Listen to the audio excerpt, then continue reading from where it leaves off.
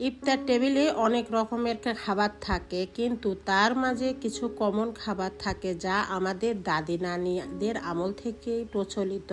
সেরকমই একটি খাবারের নাম হচ্ছে দই চিড়া।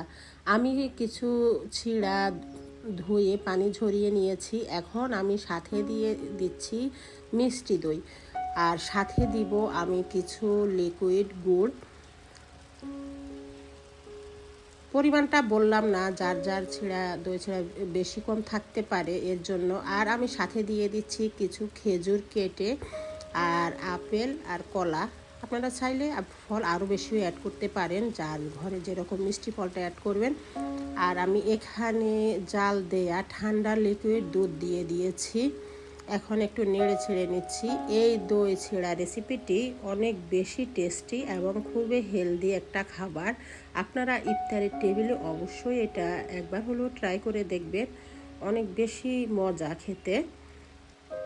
অনেকেই অনেকভাবে খায়, আমার ভালো লাগে, আমি যেইভাবে খাই তাই আজ আপনাদের সাথে শেয়ার করেছি। এভাবে করে দেখবেন, খাবারটা যেমন টেস্টি তেমনি হেলদি। ভিডিওটি ভালো লাগলে একটা লাইক দিবেন। আজকের মতো এখানেই শেষ করছি। আল্লাহ হাফেজ, আসসালামু আলাইকুম।